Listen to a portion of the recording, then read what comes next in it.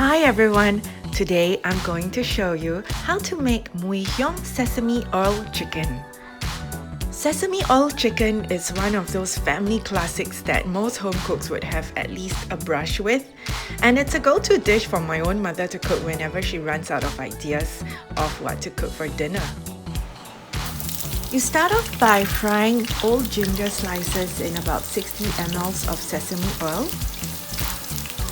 You want to fry them for about 45 seconds until you begin to smell the aroma of the ginger, and that's when you add in the garlic that's all chopped up and fry for about a minute.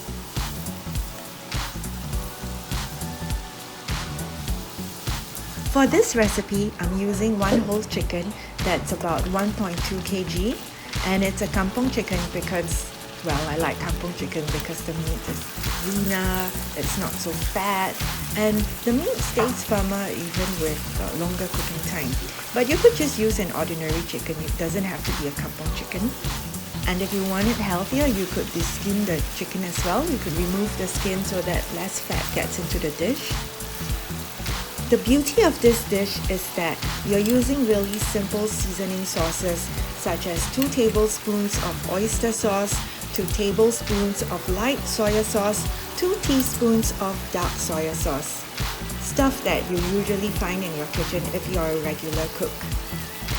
You can adjust the amount of seasoning to suit your preference for the level of saltiness that you like.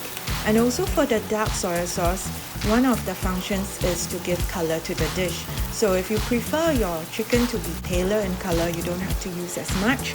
Or you could see how it goes by adding a little bit at first and saving the rest to add on a little later in the cooking process if you find that you want the color to be a darker caramel shade. The same applies for the water. If you want the gravy to be thicker, you could use a little less water. But because in this recipe, I'm transferring the chicken into a clay pot because it makes for better presentation. And I find that, I'm not sure if it's psychological, I find that things always taste better when you cook them in a clay pot. So if you find that the water has reduced a little bit to very little amount of gravy left, then what you can do is just add in a little bit more water and bring the mixture back up to a boil. At this point, I can assure you that it already smells really good, and you can add in your Shaoxing wine and add in the heong salted fish. If you can't find heong salted fish, you can always use the standard dried salted fish. Pan fry it first before adding it right at the end as well. The reason for doing this is so that it will not take away from the sesame oil flavors.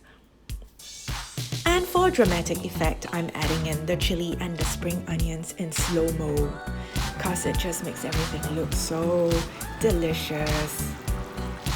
And at this point, all you really want is just to dig in right there with a bowl of rice to have that gravy with.